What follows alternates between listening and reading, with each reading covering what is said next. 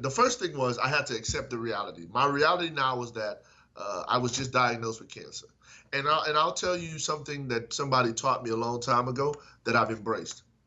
There's a difference between a problem and a challenge. So a problem is something that we can do nothing about.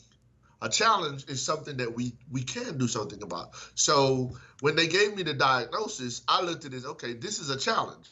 I can do something about having cancer. I can choose to do chemo, or I can choose to go the alternate route. Ultimately, I can do something about it, right?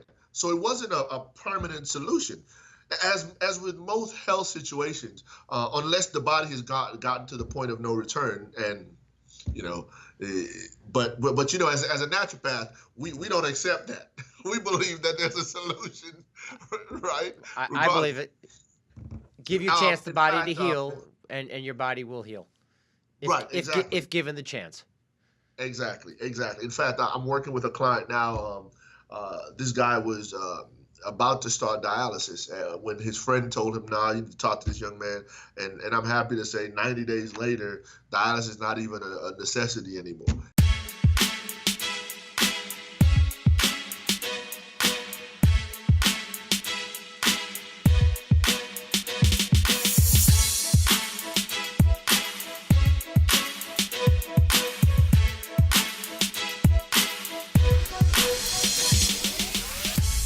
Welcome, everyone, to the Whole Truth Podcast with John Levine. I'm here with Sundiata Imhotep Ferguson. He is a health advocate and all-around father, good guy. I know him through a mutual friend, Lakeisha, who we also had on the podcast. Woohoo! Yeah, what's going on? How are you today? Man, I'm absolutely fired up and ready to go. Excited to be here, man. Excited to be. I'm so grateful that Lakeisha made the connection because when we spoke, man, I can tell that you have a passion for connecting people to information, right? And especially information in the area that I happen to be passionate about, where it's health and wellness, man. And it was exciting to get your call. So I'm looking forward to having a fun time with you today. Yeah, I always have a little bit of a screen. I always make a phone call. We got to talk, and I got to see if you're going to be a good guest. And you were a friend of Lakeisha's, but once we talked and I saw your passion, I heard your passion, we had to get it together and bring the information, the energy, Yes, sir. and get it out there, right? Yes, sir. Yes, So, sir. Yes, so sir. why are you so passionate about health? What got you into men are not usually, I thought I was the oddball. Men are not usually the guys who are so into health and wellness. So how did you get into it? Oh, okay. Well, to kind of give you the answer to that, I got to kind of go do a little backstory. So I was born and raised in Trinidad and Tobago, right? So growing up in the islands, I grew up with my grandmother because my parents had migrated to the U.S. So I was living with my grandmother, and she was always an advocate of eating properly, eating like in my house. Kool-Aid wasn't an option in my house. We had a coconut tree in our yard. We had so many fruits that were native to Trinidad and Tobago that that was your snacks. We didn't go to the store and pick up stuff in plastic. So I'd always been an advocate of eating properly. Plus, I've been an avid soccer player and runner pretty much all my life, and so when I went into the army, that was a big passion for me. We have physical fitness in the army, so I actually became a certified instructor for the army, things of that nature. Now, here's the kicker: in my family, though, I had a lot of early deaths. Like my grandfather was fairly young when he passed, 69. I mean, to me, that's fairly young, right? I agree. I Um, agree.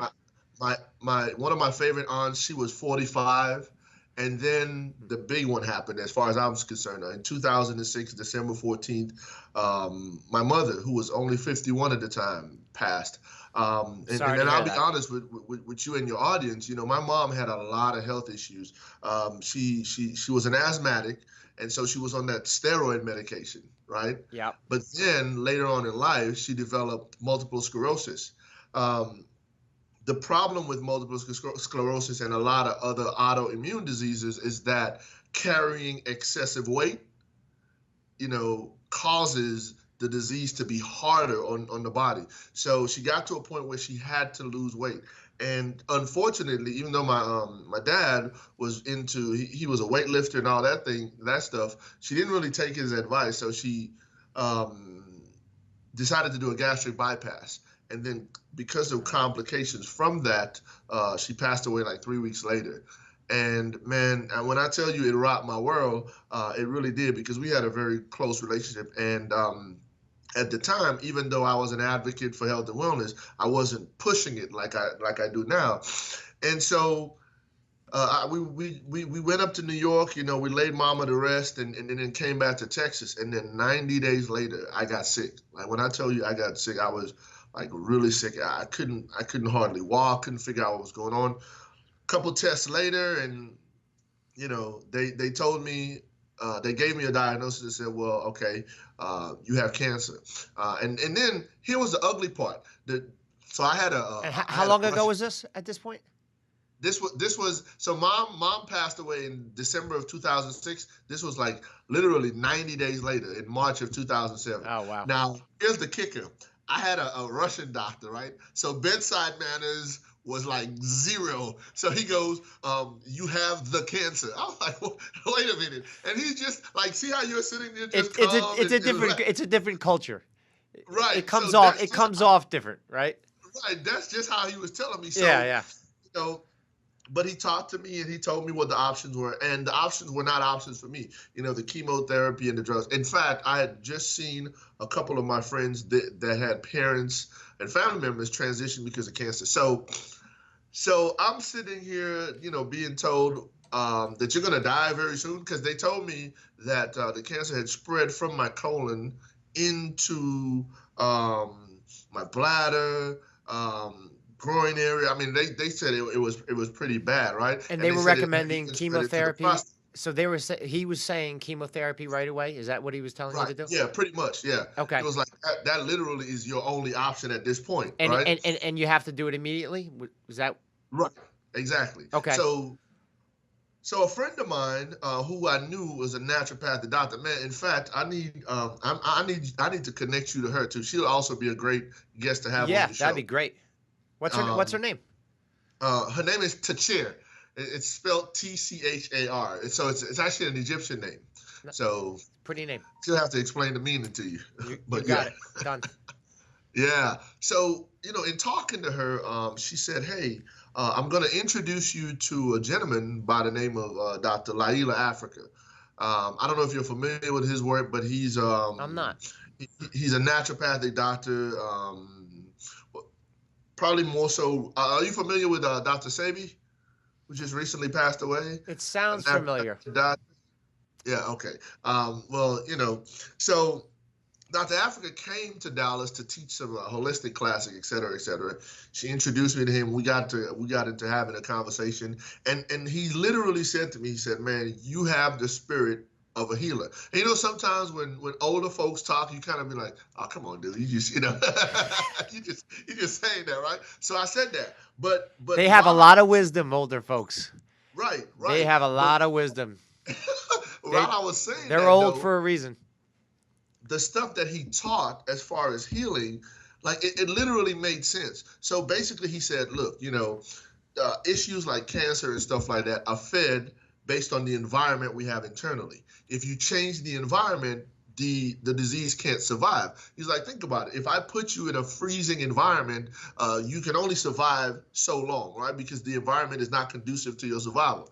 So we talked about that. We talked about, how nutrition plays a role. Obviously, at this point, herbs were going to become a necessity. And then we talked about medications like drugs, how they start off as plants, but they don't end up as plants. What was your lifestyle like, your nutrition, your exercise, right before you got diagnosed? What was your lifestyle like?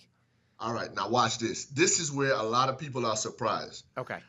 I was still an avid soccer player. So I played soccer 3 times a week, and I ran 4 days a week.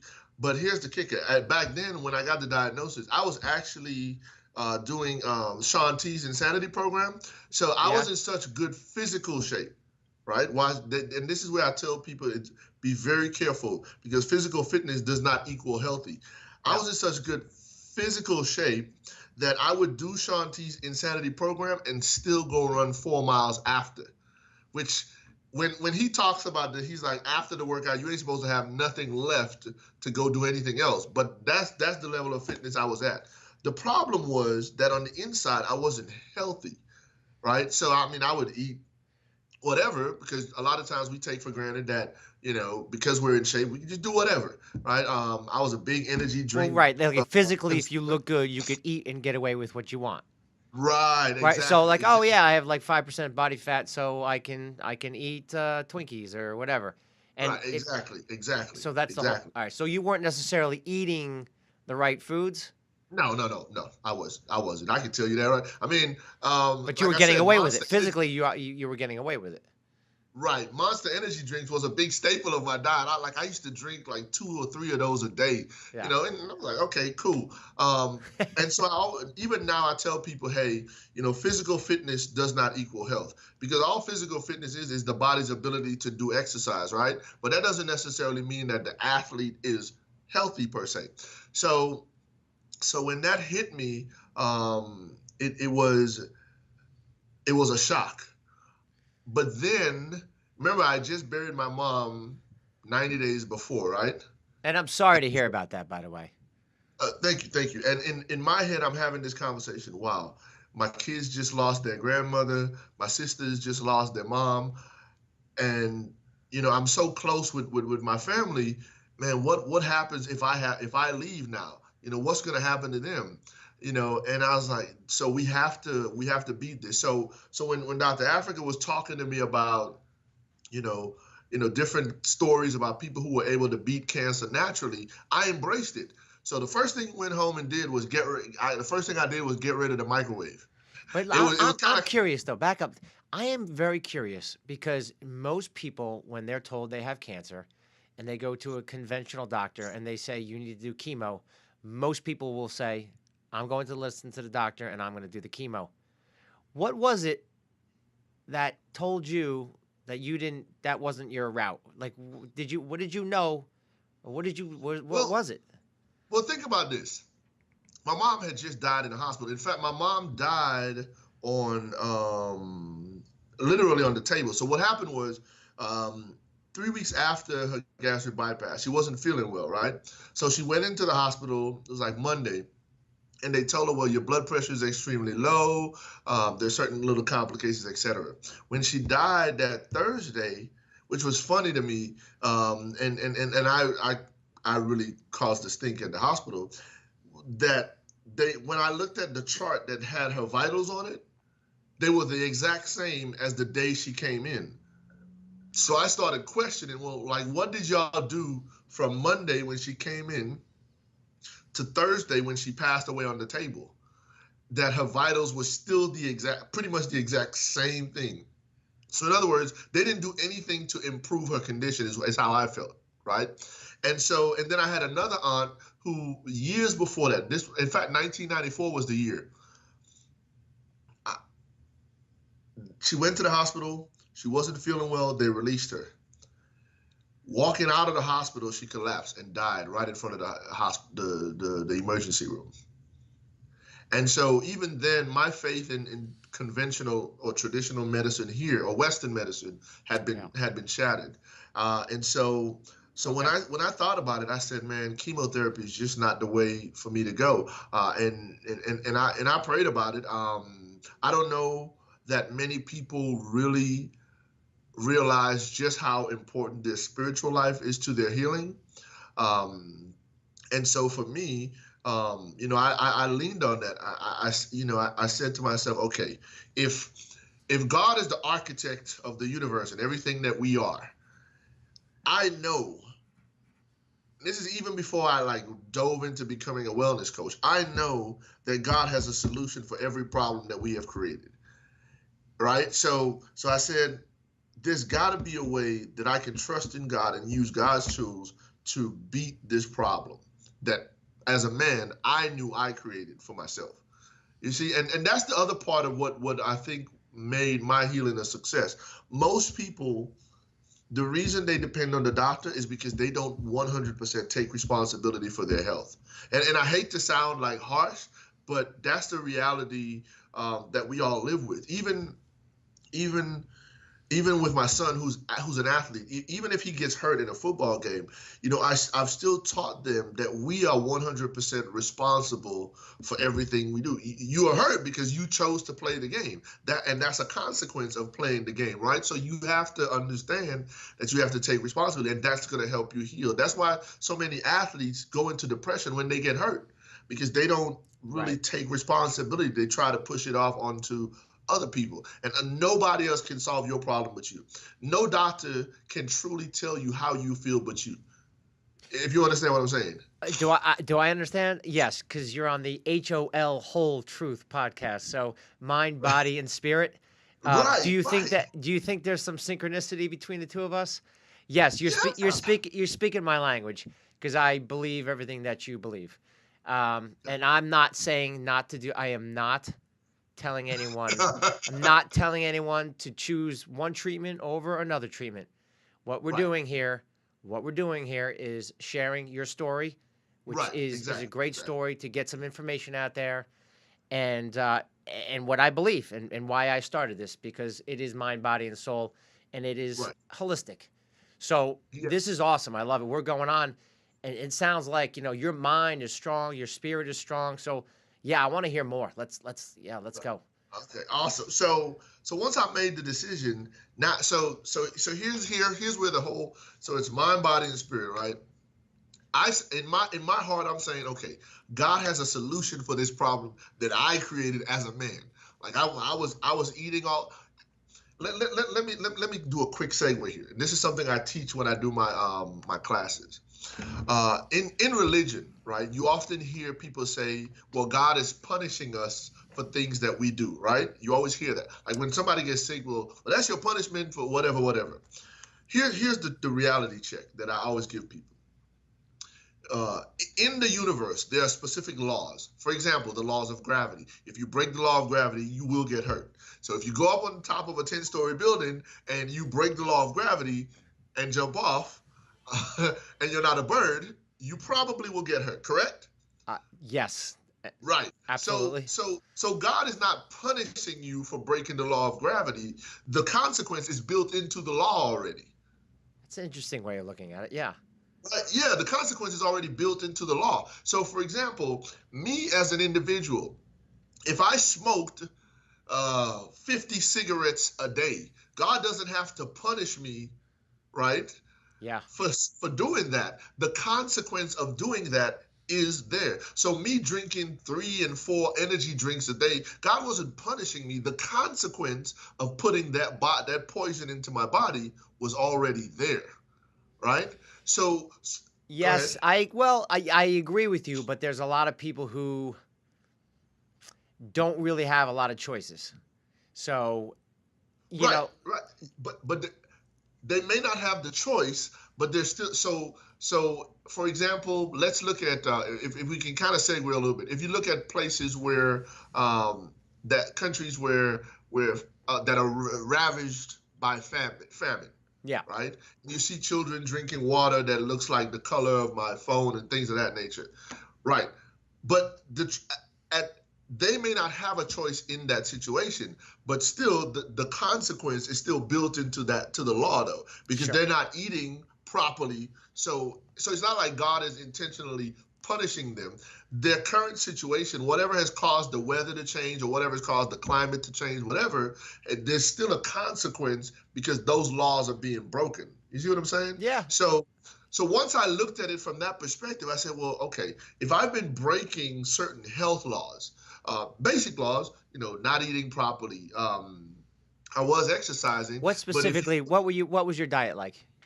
I mean, I ate, food.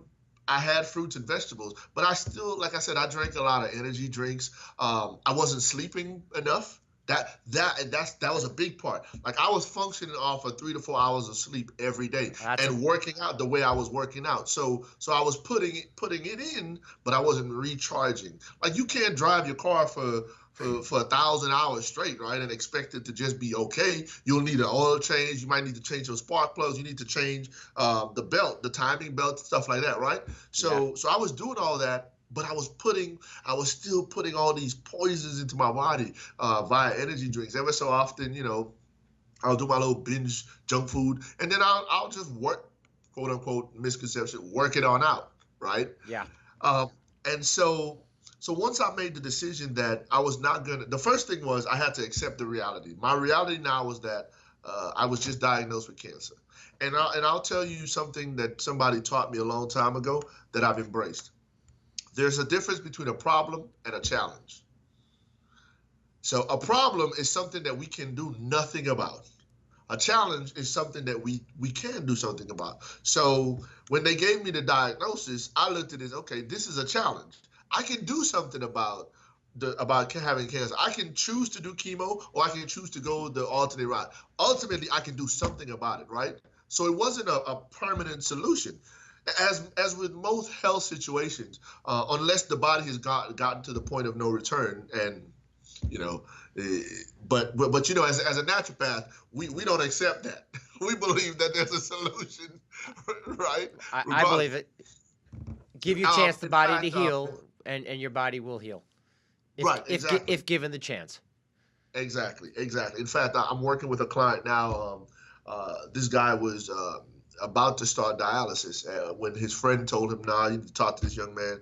And I'm happy to say, 90 days later, dialysis is not even a necessity anymore, and it's just simple changes that we made, right? So I said, okay, I am not leaving my wife and children to suffer in this world without me. I'm not gonna miss my children growing up, and you have to look at, and the other part to that too is that, remember, I was born and raised in Trinidad and Tobago, right? So my mom, sorry about that. I don't know why my phone. Okay, yeah. So my mom,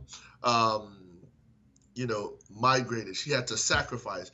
She left when I was 5 years old, right? In fact, let me turn this. I don't know. You know what's interesting? I don't mean to cut you off, but sometimes less is more. So when you're in Trinidad and you have coconut trees and you have what's coming from the earth, and you don't have, and you said in the beginning, Kool-Aid was not available. It was not in my house, right? It's funny because less is more. More is not. We have more in this country. You want fast food. You want packaged food. Quick. More of this, more of that, and clearly that's not always. So to kind of segue to what you just said.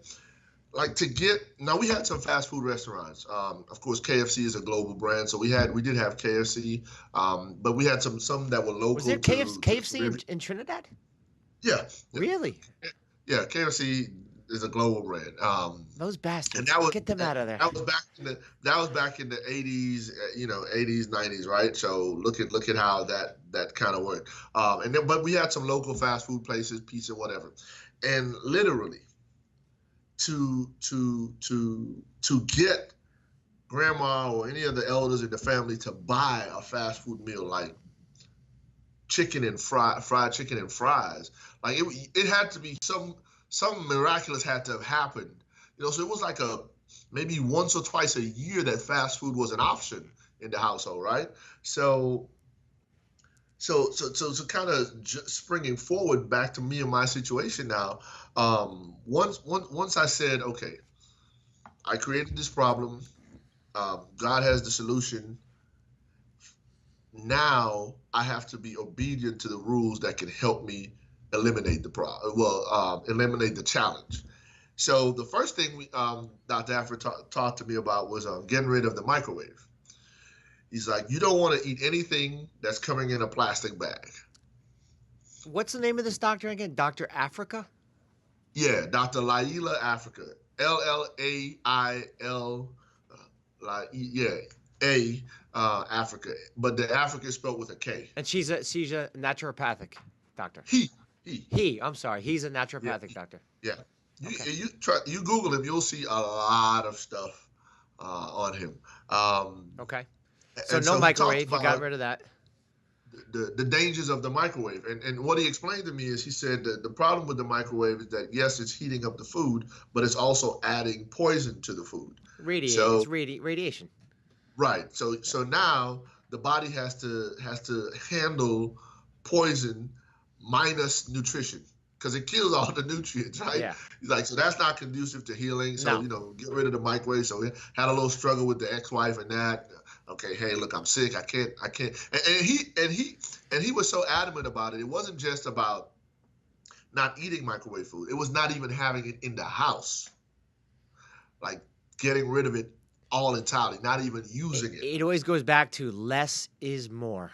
You don't need the microwave, and it doesn't have to be fast. So to your point, and I already know where you're going with a lot of this. We're all about in this country fast. We're not even thinking. We're just fast, running, eating, not thinking, radiating our food. And it's like you're poisoning the food. You're not even thinking and letting your brain you're not letting your body digest the food. It's not real food. So to your point, you get rid of, but again, less is more.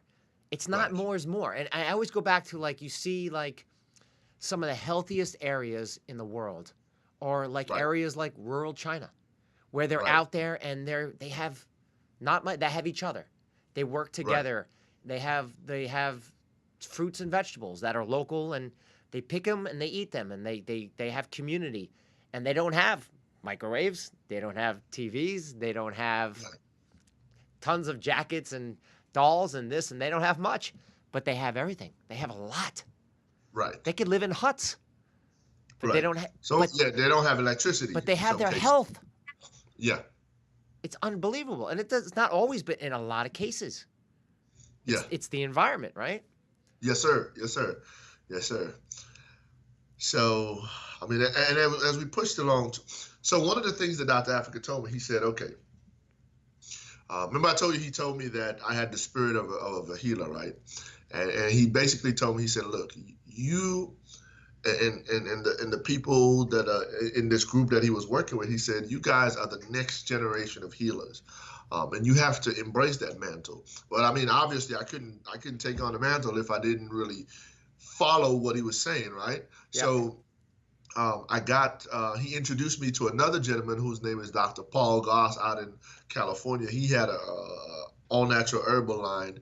And the thing I liked about Dr. Goss's products is that he owns his own land where he harvests the herbs that he sells. So he actually had a kit, like a cancer fighting kit, but it was all herbs that they dried and ground into a powder and then put into veggie capsules. So you literally, and one of the things I loved about Dr. Goss is he has a retreat. When you go to his retreat, like the cost is very low, but part of what you do there to kind of pay it off is every morning you get up and you go actually harvest some of the herbs that he uses to put in his products. Oh, that is cool.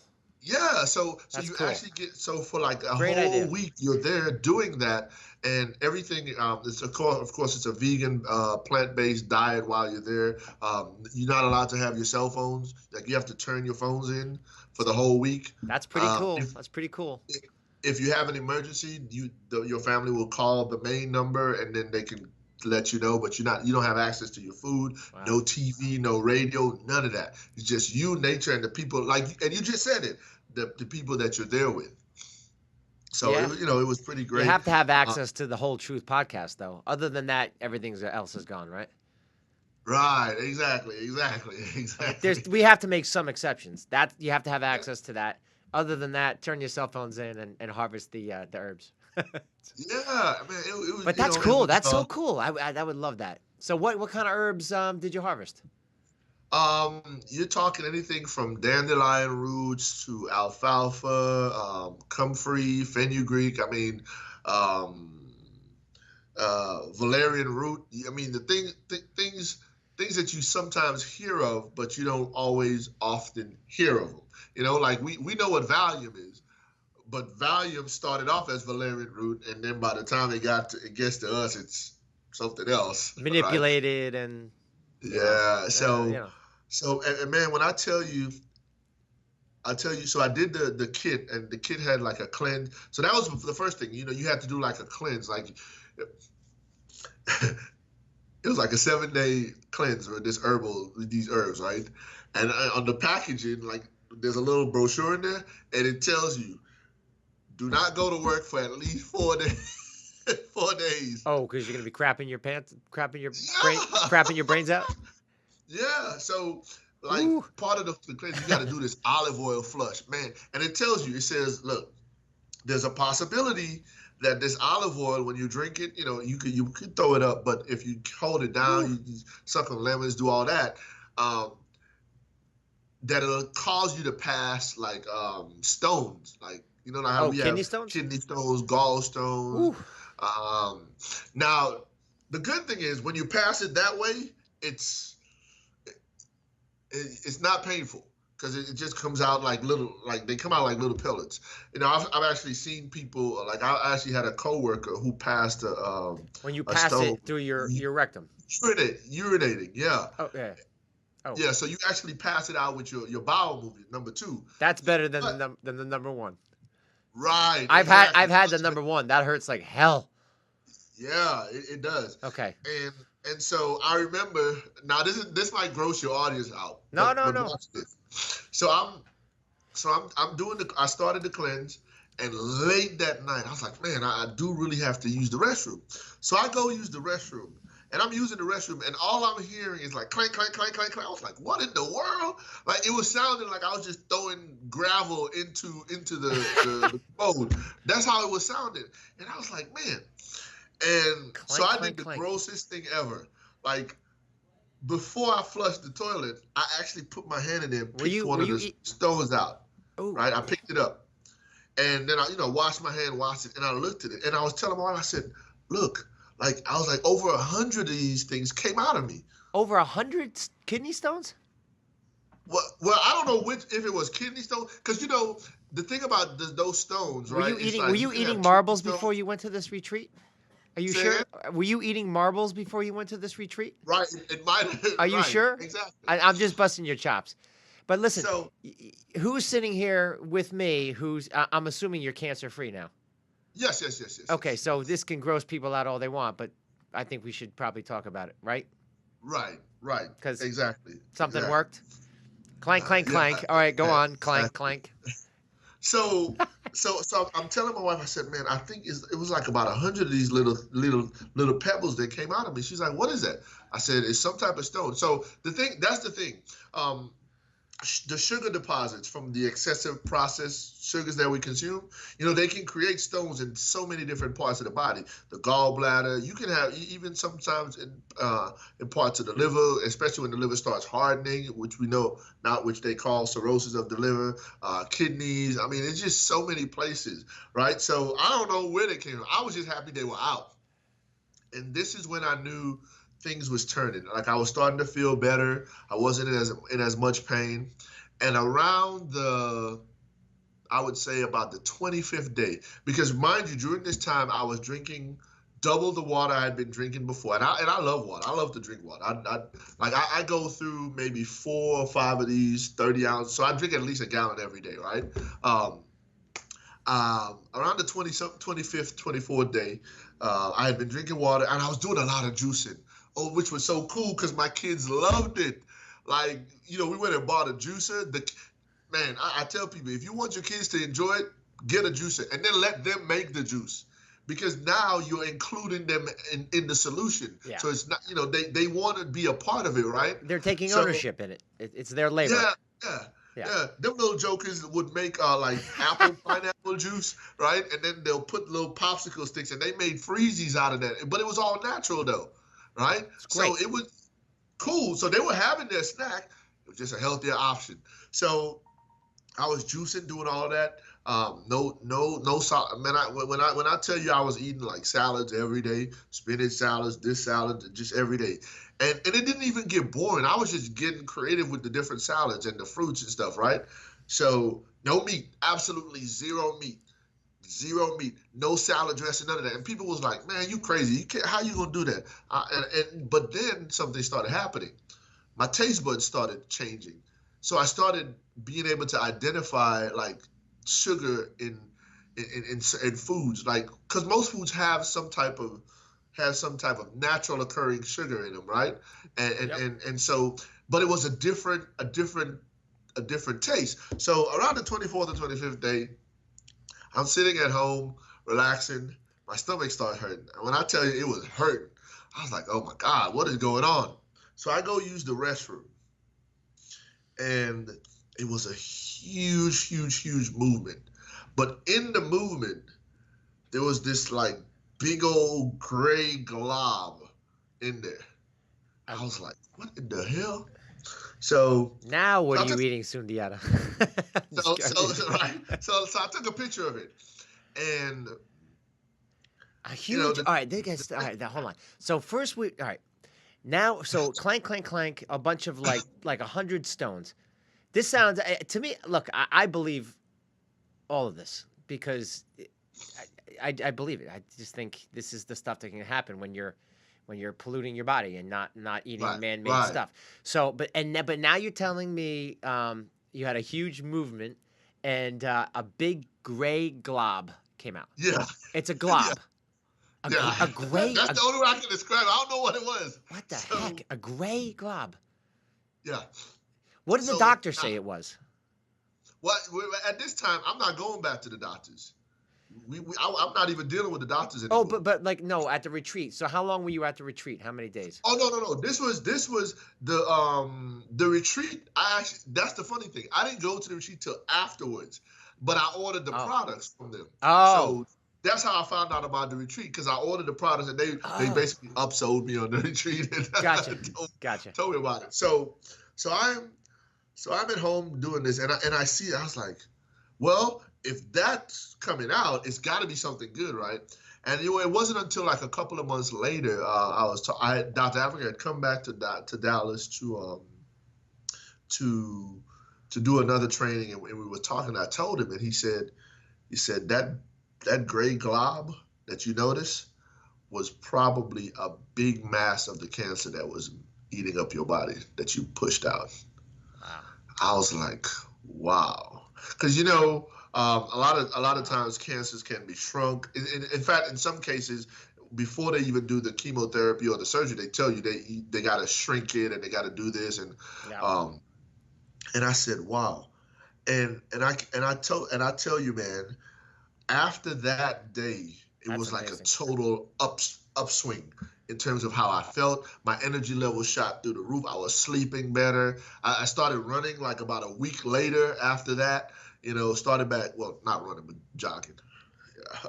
um, and it was just an amazing, amazing transformation.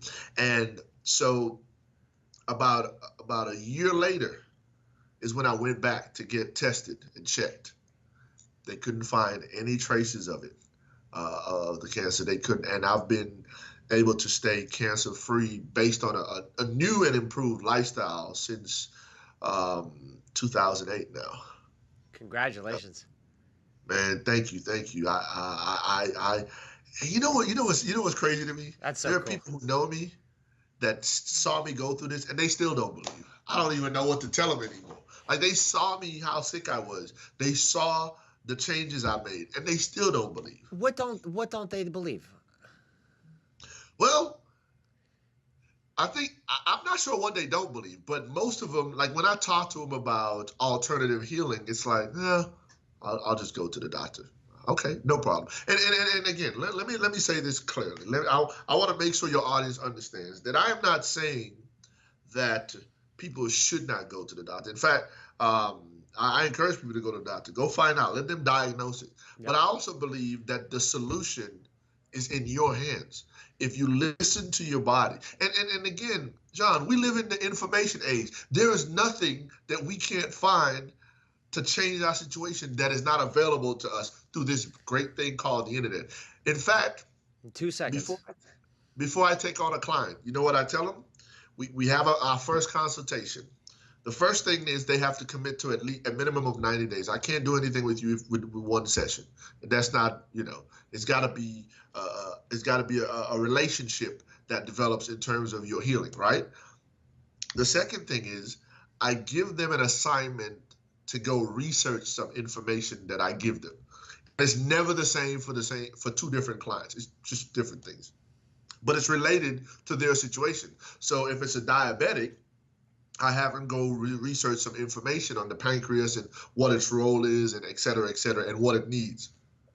And if they come back to me at the second session and they don't complete it, I don't take them on as a client, because that tells me, one, that your health is not as important to you as you say it is, and two, if I work with you and you're not going to do some of the things I suggest you do, then you're not going to get the results, right? And if you don't get the results, then one, you don't need to be working with me, and then two, I do still operate a business, right? So if you work with me and you don't do what you're supposed to do, you're not going to go tell your friends, well, I didn't do what he told me to do, right, and I didn't get the results. You're just going to say, well, I worked with him, but I didn't get any results, right?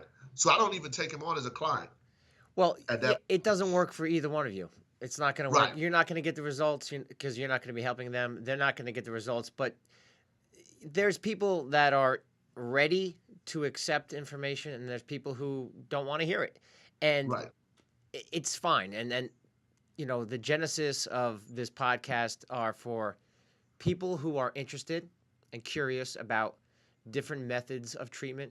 And yes, I am not saying this works or that works. I'm giving information, and if you are ready and you care about your health, and it's serious enough to you, you'll explore this. You'll explore a lot of these different topics, because it's not just the conventional way.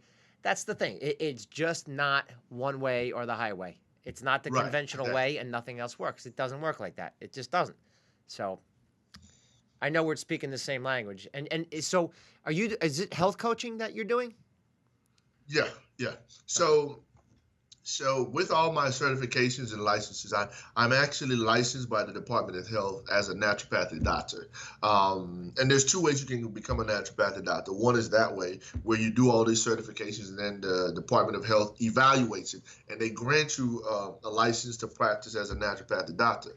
The main difference between going to let's say a college and stuff like that is because they can use medical terms that we can't use. So, for example, we can't say diagnose. We can say assess. Little things like little legal terminologies like that. Right. We don't.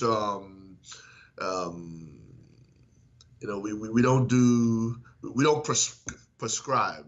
We recommend different. Things like that. Right. Gotcha. And of course, with the legal terminology. But in addition to that, I'm also certified in iridology. For your audience members who may not be familiar with that, iridology is taking a picture of the eye and using that to determine what's happening internally. A lot of people don't realize and know that every system in the body is connected to the eye, the palms of the hand, the bottom of the feet. And so, what's it called? Iridology? Yes, iridology. Yeah. Huh. So by reading the eye, anything that happens to the body, it shows up in the eye. You can tell right away. So I know. So that's one of the things I do. I'm certified in herbs. I'm a certified raw food chef and instructor. So raw food chefs, what we do is we teach people how to prepare nutritional meals without applying heat. Right, and so in cases like that, we would suggest tools like a juicer, suggest tools like what is this thing? A dehydrator, where you can take fruits and make your own chips at home and not have to buy it in the package through the dehydrator. Now, the thing I tell people is that, so like our juicer cost us $300, right? Okay. And I'm putting it out there. We bought an Omega juicer. We bought one of the best on the market, $300. How that has paid for itself over time is that with the Omega juicer, it's what is called a masticating juicer. And I know I'm not getting paid by Omega. I'm trying to give your audience some information where they can make better decisions for themselves. Is the fiber still intact, or does it get rid of the fiber, the Omega?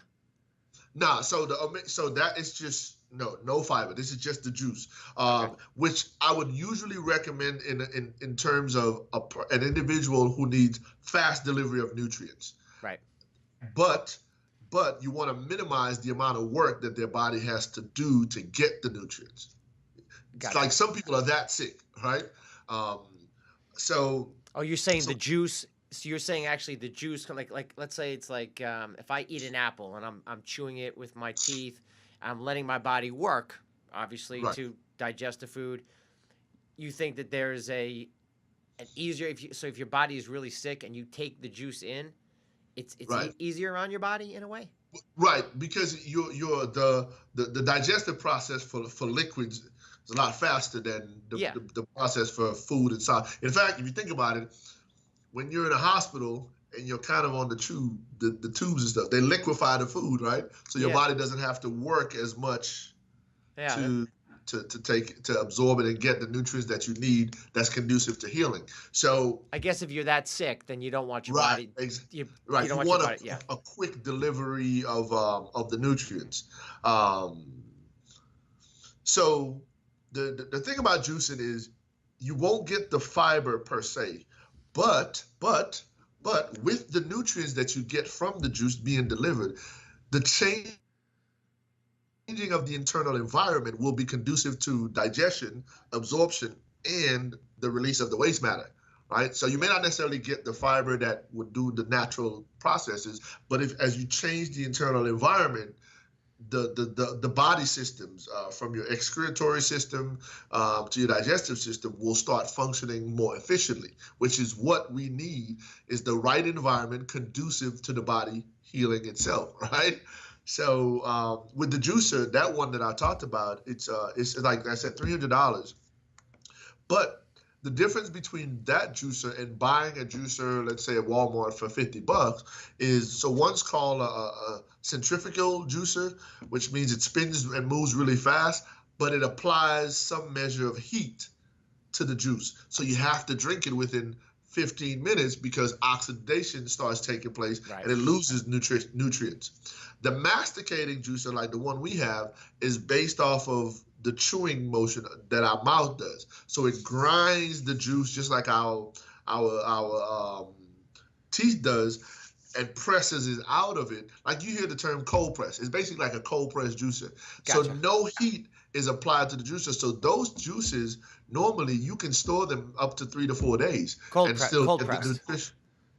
Right, exactly. So Yeah, you can get the nutritional value as if you just made the juice like right then and there, up to 3 to 4 days later. So over time, you spend less, and as your body's getting, and this is another thing I want to say, ladies and gentlemen, it is absolutely false that it's expensive to get healthy. In fact, when you get healthier, right, and when you start eating the right nutrients, you don't eat as much as when you're not. In fact, the reason why we overeat in this country is because how many people go with me on this, stop by McDonald's, they get a Big Mac and fries with a large shake. 2 hours later, it's like they're starving. I know a lot of people because there's no nutrients in the food and it's not food. So when you eat a mass quantity of chemicals and stuff that comes off of a conveyor belt, your body doesn't recognize it as food because it's not food. Right. It's not food, and then there's no nutrients. When you eat a small amount, portion size of food that is really food and it's nutrient dense, your body does recognize it and your body's happy about it. So to your point, absolutely. I mean, it's not even close. To be healthy and to eat healthy is it's going to keep you out of the doctor's office. It's going to keep you out of the hospital. It's going to, Thank you. And you do not have to eat a lot. You really don't. Initially, just like, your process of cleansing yourself, there's always that bump in the road and your taste buds change. But if you get over that hurdle, you get over that hurdle and you let your body get back to really craving real foods. You actually crave. People think I'm nuts because I crave broccoli. I crave. Man, you're my dude. That's my dude right there. I love dark leafy greens. Seriously, I love dark leafy greens. Like, I mean, I do. I love it. A little olive oil, and I don't crave the other stuff. I mean, yeah. Listen, occasionally I will eat that stuff, not often, and but quickly, like I'm back off of it, and it's because it's crap. And your story is a beautiful story. It's Now, it. now you're interviewing me, but can I just ask you a question? I want your audience to hear something. Yeah, ask me the Let, question. let me ask you this. When you eat foods that are, well, let's call it dead foods and not live foods, can you personally tell the difference in how you feel? Like when Oh, you don't eat the live foods like the broccoli and stuff, can you tell the difference? 110%. Not even, Okay. not even close. Okay. I can tell the difference because I eat pretty clean. So if I go and I have a meal that's not clean, let's just say I have a dinner and I just kind of go off and I go a little crazy. I immediately feel the difference. And I'm Right. not saying I do think that I don't want people to. I think people have to figure it out for themselves. So I'm Yes. not one of those guys who says, I'm pushing. You can't eat this. You can't have a cake. You can't have. I'm not saying that. Enjoy yourself. You can't go crazy. My kids go. We go trick or treating, and the candy is garbage, but like I want them to be kids. But get back. Could be like the 80-20 rule or the 90-10 rule. For the most part, do your body justice and eat the nutrient dense foods, the real food. And if you Right. want to eat a little bit of crap, eat a little bit of crap. Don't kill yourself over it, but just don't make a habit of it. Right. Right. Right. In fact, to piggyback on what you're saying, we use a technique called inclusion. So instead of taking my clients and telling them, hey, don't eat this, don't eat this, don't eat this, I said, I want you today, because one of the reasons why people don't get healthier is because they make their process of healing more stressful than it needs to be. And Yeah. we all know that stress does what? Damages the body. Like stress overworks the liver, it overworks the kidney, it causes your blood pressure to go up. So if you're sitting there, oh God, oh my God, I gotta eat this, I gotta do this, I gotta go do this workout, man, you've just made yourself sicker. So my Yeah. clients who don't like to exercise, they tell me, man, I don't like to run out. I say, you like to dance? I want you to put on your music in your house. Let your neighbors think you're crazy for an hour every day and just dance around your apartment like nobody's watching, Yeah. right? Because I promise you, I will get better results with them doing that than if I force them to go to the gym 3 times a week, If they think it's stressful, you're right. I totally agree. right? Eh, So now, so Make it so with fun. Make it inclusion, fun, right? right? Yeah, with inclusion, what we do is I say, okay, right now, this is where your body is. Your body is at point A. We need to get you to point B, or C or D. But I can't get you there if you're fighting me every step of the way. So Yeah. today, I know you're going to have your coffee. I know you're going to drink your soda. But I want you to do me a favor. I want you to add 1 extra bottle of water just today. Yeah. Just add a Baby bottle of steps. water. Baby steps. Right. Just add a bottle of water for me. They say, well, okay, what size? I say, you know what? Get 2 16-ounce bottles. I want you to get one in. If you can get the second one in, great. And what starts happening is they start creating a habit that doesn't seem like it's pressure for them. So they start drinking the water. Then they come back and they say, you know what I noticed? The last couple of weeks, I've been sleeping better. I said, oh, really? And then you know what I do? I said, I want you to Google the benefits of water in relationship to sleep. So they go Google it. They say, oh, wait a minute. You mean drinking more water helps me sleep better? Snap. So once they see that, they're like, oh, my God. Then I say, okay, well, you know what? I know you still like your beef and your pork, but when you have your beef today, I want you to do some steamed broccoli with it. Just add some steamed broccoli and maybe some steamed carrots with Yeah. it. The carrot still has a little sweet taste to it, so, just they start doing that. Then they start noticing that they'll eat the vegetables and then they start leaving the meat, more and more of the meat on the plate. And I'm not telling them to stop doing this. You never But what say I'm anything saying, about that? huh? You're never telling them don't eat the meat. No, I'm not telling them though. Okay. Because one thing Dr. Africa taught us is that he said you've got to meet people where they are. And Yeah. and mentally, if they're not ready to do that and you try to force them, One, you're going to damage the relationship, right? Because healing is a relationship. In fact, one of the things that's necessary when I take on a client, their family has to be actively involved in the process. In other words, after I talk to the client, once I decide to take him on, now we sit down with the family and I talk to them about how their role in this particular individual's healing is so important. The smiles, the hugs, the love, the positive reinforcement, Yeah. the support. In fact, I tell all my clients, I said, if you got children, you want to get some exercise, just go to the doggone park with your kids and play with them. I'm not telling you to go run on a treadmill for an hour. I'm telling you that, in fact, this is a term that you probably will be familiar with. Your healing is conducive to your primary foods, which is not what you eat. Love, your spirituality, Relationships, the stress reduction, the primary food. We speak the same language. The primary food is primary to the actual food. Right. There's the food that we all obsess over and what we eat and what we don't eat. And, oh, my God, don't eat this and don't eat that. And then there's what you just said, which I believe is number one. I believe is number one by far. Love. The harmony, primary the nutrition. Peace. Primary nutrition. In fact, yeah, I tell my ladies, I said, when you broke up with him, what was the first thing you went and did? She said, I went and got me a bottle of wine and a box of chocolates. You're damn right. Your primary food, that emotional distress that you were under, triggered a negative response to have you go eat. And then because that problem didn't get solved, you kept eating and eating and eating. Yeah. And now you develop an image issue, and you still eat to soothe the image issue. It starts with the love. It starts with the love. It starts with the relationship and your love for yourself, the people around you, your family. I've realized that. I never thought about that for years.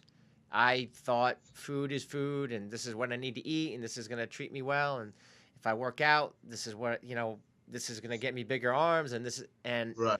You get older, you get wiser, and the one thing about me is I've had similar issues with you. My dad died of brain cancer and Parkinson's. Oh, man, I'm sorry to hear that. Yeah, no, thank you. And you learn. You start. I've always been open to learning, and I've realized that it does start with primary nutrition, because it drives everything. If I get, I am a lucky man. I have a beautiful wife inside and out. I have 3 beautiful kids inside and out. Congratulations. Thank you, and right back at you. But nothing's perfect in my world. I have times where, me and my wife, we argue. Not a lot, but it happens. But to your point, after I get in a fight with my wife, am I eating a salad? Am I drinking water and lemon? I am typically not doing that. I am typically eating gluten. Yeah, we don't have much junk in the house, but I'm going to go for a gluten-free cookie. I'm not going to sleep well because I'm aggravated. I'm aggravated. It's something she did or I did. She's upset. I'm upset. We're not sleeping well now. Now the sleep's off. Okay? Yeah. Maybe I go for a run because I'm so damn mad, but I ran too much. And I put my body through too much. Right. Maybe I just put the TV on and I wanted to tune out. I didn't do any exercise. And I got the bag of cookies. So to your point, and I think it's a great point, it's the driver. It's the primary driver, primary nutrition. I love what you're doing. I think it's incredible. I love stories like this. Lakeisha's story, your story. I mean, these are beautiful stories. And when I tell you, I'm so excited to be working with Lakeisha, man. She's an amazing spirit. It's her spirit, man. It's just it's infectious. And I don't know if you've actually met her in person, but she is always smiling. I'm like you are always happy every time I see you. Great. No matter what's going on, she'll be ripping and running, but she's always smiling. Great. And I tell her that is a huge part of why her story is so amazing. I love it. It's inspirational to me. I want it to be inspirational to others. That's why I started this. And it's great. It's funny because the backstory with me is I'm a health coach, but I decided I didn't want to really do the health coaching. Right. I love the health coaching. I think it's so important, and I love it. but I wanted to actually interact more and talk more.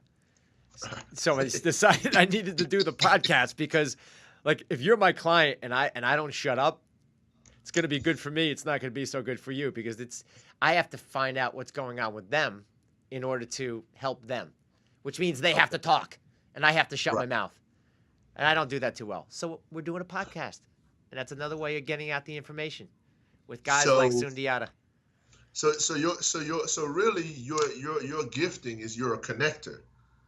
You're connecting people who may have a particular struggle, concern, or whatever, to the people who may fit the solution that they need, right? And that's just as important. The bridge between a health, like in my arena, yeah, I have Facebook and do all that stuff, but a lot of what moves my profession is word of mouth, right? A conversation with one person. Oh, hey, I know this guy who, successfully beat cancer naturally. You might want to have a conversation with him, right? Right. Now, does every conversation go as easy as that? No, but when we have an advocate on our behalf, like yourself, to say, hey, ladies and gentlemen, it may be for you, it may not be for you, but at least be open to hearing it and to present it in such a format. That's the plant versus animal. That's a whole nother ball of wax. I don't want that fight because that's a fight like nobody's business. We're not even going to go down that road. Not today. That's a whole, no. Do what you want, people. Like, you want to eat meat, eat meat. If you want to eat just plants, eat plants. You want to be a vegan, God bless you. If you want to eat both, God bless you.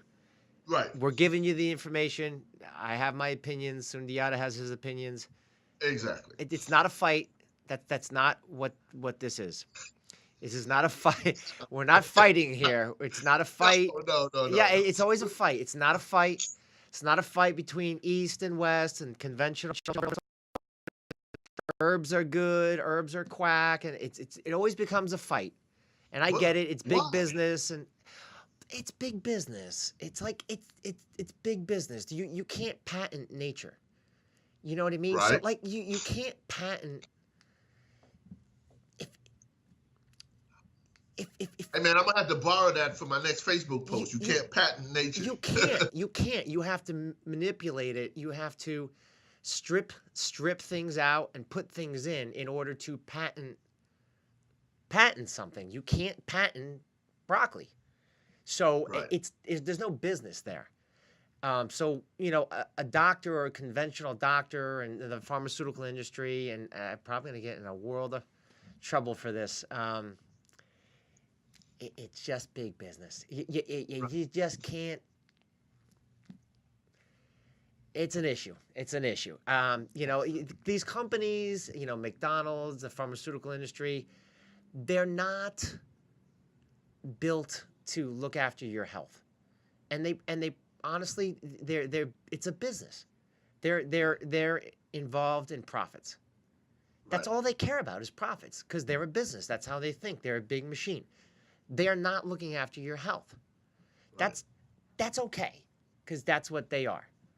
I just need to understand what they are, and we need to understand what they are. And if you understand that and you can make that informed choice and you understand what's going on, okay, you opted in. I'm a big believer in, I think people need to have the information to really know what's going on. Right. And not choices and not be stuck and be uninformed where, it's gotten to this point. I think things are turning. I really do. Change takes a while. But if you think about it, 10 years ago, like, you would never see organic stuff in like a ShopRite or supermarkets. You would see like nothing. Right. 15 years ago, people were like, what the hell's organic? I mean, none of this stuff, they don't even know what it is. The word, I mean, seriously, 15 years ago, were people saying organic? No. I didn't hear anyone saying organic. It was just food. So slowly over time, things are changing. People are starting to wake up a little bit. And we just need to get back to real food. And I think we are. And again, that's the genesis of this podcast, the HOL, the Whole Truth podcast with John Levine and Sundiata Imhotep Ferguson. It's a wrap for now. I'm gonna have you back on because it's been a great time talking to you. Your journey, you're cancer free. I love it. Your spirit. I love what you do. You bring it, and you brought it today. So thank you for coming on. We will do this again. Stay in touch. And I want to talk to them, Doc.